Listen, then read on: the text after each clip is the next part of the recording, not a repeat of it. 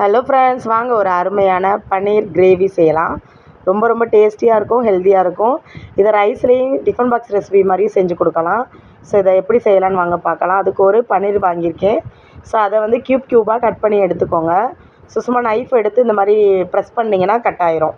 So ரொம்ப போட்டு இழுத்திங்கன்னா உடஞ்சிரும். உதிரி உதிரி ஆகிற மாதிரி நீங்கள் வந்து அதில் கார்ன்ஃப்ளவர் மாவு ஒரு 2 ஸ்பூன் போல் ஆட் பண்ணியிருக்கேன். இது கூடவே ஒரு 1/2 ஸ்பூன் போல் சால்ட் ஆட் பண்ணிக்கோங்க. இது ரொம்ப சாஃப்டாக இருக்கும். ஸோ கையை போட்டு ரொம்ப பிசைஞ்சிடாதீங்க. சும்மா லைட்டாக குலுக்கி எடுத்துக்கிட்டிங்கன்னா அது வந்து மெர்ஜ் ஆயிரும் அது கூடவே. ஸோ இதை வந்து ஒரு பேனில் வந்து தோசைக்கல்லையும் நீங்கள் போட்டு எடுத்துக்கலாம், இல்லை ஒரு பேனில் டீப் ஃப்ரை பண்ணியும் நீங்கள் எடுத்துக்கலாம். ஸோ நான் பார்த்திங்கன்னா நல்லா ப்ரௌனிஷ் ஆகிற அளவுக்கு ஃப்ரை பண்ணி எடுத்துக்கிறேன். ஸோ இதை வந்து ஃப்ரை பண்ணி நான் எடுத்தாச்சு. இப்போ இதை எப்படி நம்ம வந்து கிரேவி பண்ணலாம் அப்படிங்கிறத பார்ப்போம் வாங்க. ஸோ இந்த அளவுக்கு நல்லா சாஃப்டாக இருக்கும். இது வந்து நம்ம ஃப்ரை பண்ணாலும் ரொம்ப கிறிஸ்பியாக இருக்கும், டேஸ்ட்டாகவும் இருக்கும். ஒரு பேன் எடுத்துக்கோங்க, அதில் ஆயில் விட்டுக்கோங்க. அது கூடவே 1 ஸ்பூன் அளவுக்கு ஜீரகம் எடுத்துக்கோங்க. சோம்பு, ஜீரகம் 2யும் கலந்து ஆட் பண்ணிக்கோங்க. இது கூடவே ஒரு 2 கிராம்பு, 2 ஏலக்காய், ஒரு பட்டை துண்டு. ஸோ இதை ஆட் பண்ணியிருக்கேன். ஸோ ஹோல் ஸ்பைசஸ் கூட நீங்கள் இது கூட ஆட் பண்ணிக்கலாம், டேஸ்ட்டாக இருக்கும். ஸோ நான் இன்றைக்கி ஆட் பண்ணது இது மட்டும்தான், சோம்பு, ஜீரகம், கிராம்பு, ஏலக்காய், பட்டை. ஸோ இது நல்லா பொரிஞ்சு வரட்டும். இது கூடவே கருவேப்பிலை ஒரு கைப்பிடி போல் ஆட் பண்ணியிருக்கேன். ஒரு கொத்து போல் ஆட் பண்ணியிருக்கேன்.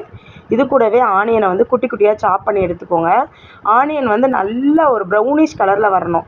ப்ரௌன் கலரில் வர அளவுக்கு நல்லா ஃப்ரை பண்ணிக்கோங்க. அப்போ தான் வந்து டேஸ்ட்டாக இருக்கும். இதில் ஆனியனும் டொமேட்டோவும் இருக்கிறதே தெரியக்கூடாது. ஸோ அந்தளவுக்கு பண்ணணும். இது கூடவே பார்த்திங்கன்னா இஞ்சி, பூண்டு, பச்சை மிளகாய், இது 3யும் உரலில் வந்து இடிக்கல்ல வந்து இடித்து எடுத்து வச்சுருக்கேன். ஸோ இது நல்லா ஃப்ளேவர் கொடுக்கும், டேஸ்ட்டாக இருக்கும். ஸோ ஓரளவுக்கு ப்ரௌனிஷ் ஆனதுக்கப்புறம் இது கூட நல்லா பழுத்த தக்காளி பழம் 2 தக்காளி பழம் கட் பண்ணி ஆட் பண்ணியிருக்கேன். ஸோ இதுவும் நல்லா மசிஞ்சு வரணும். ஸோ ரொம்ப வந்து மசிஞ்சு அந்த தக்காளி, வெங்காயம் இது 2 இல்லவே இல்லை அப்படிங்கிற பட்சத்துக்கு அந்த மாதிரி தெரியணும் கிரேவியாக. ஸோ இது கூடவே இப்போ நம்ம ஹோல் ஸ்பைசஸ் ஆட் பண்ண போகிறோம், மசாலாஸ் ஆட் பண்ண போகிறோம். ஸோ 2 ஸ்பூன் அளவுக்கு பெப்பர் தூள் ஆட் பண்ணியிருக்கேன், மிளகுத்தூள், கருப்பு மிளகுத்தூள் ஆட் பண்ணியிருக்கேன். ஸோ நீங்கள் வறுத்து ஆட் பண்ணிக்கோங்க. இதோட ஹைலைட்டே மிளகுத்தூள் தான். இது கூடவே மல்லித்தூள், மிளகாய்த்தூள், கரம் மசாலா, கொஞ்சமாக வந்து மட்டன் மசாலா ஆட் பண்ணியிருக்கேன். உங்களுக்கு வேணும்னா சேர்த்துக்கோங்க, இல்லைன்னா வந்து ஸ்கிப் பண்ணிக்கோங்க. இது கூட ஒரு ஸ்பூன் அளவுக்கு உப்பு சேர்த்துருக்கேன். ஆல்ரெடி நம்ம பன்னீரில் உப்பு சேர்த்துருக்கோம், அதனால் ரொம்ப உப்பு சேர்த்துறாதீங்க. ஸோ இதை நல்லா ஃப்ரை பண்ணி எடுத்துருங்க. இது கூடவே நம்ம ஒரு 1/4 கப் அளவுக்கு தண்ணி, ரொம்ப தண்ணி சேர்த்துற வேண்டாம், ஒரு 1/4 கப் அளவுக்கு தண்ணி சேர்த்து நல்லா எண்ணெய் பிரிஞ்சு வர அளவுக்கு நல்லா கொதிக்க விட்டுருங்க. ஸோ இந்த மாதிரி பிரிஞ்சு வந்தோன்னா நம்ம ஆல்ரெடி ஃப்ரை பண்ணி வச்சுருக்க பன்னீர் அந்த பீசஸ் எல்லாத்தையுமே இது கூட ஆட் பண்ணிக்கோங்க. ஸோ பாருங்கள், ரொம்ப ரொம்ப வாசனையாகவும் டேஸ்டியாகவும் இருக்கும். இதை வந்து நம்ம சப்பாத்தி, தோசை, இட்லி, ரைஸ் எல்லாத்தோடையுமே வச்சு சாப்பிட்லாம். ரொம்ப ரொம்ப டேஸ்டியாக இருக்கும். ஸோ இதை வந்து நான் வந்து ஆல்ரெடி நம்ம சாதத்துக்கு வந்து சைடிஷாக சாப்பிட்ற மாதிரி நான் செஞ்சுருக்கேன்.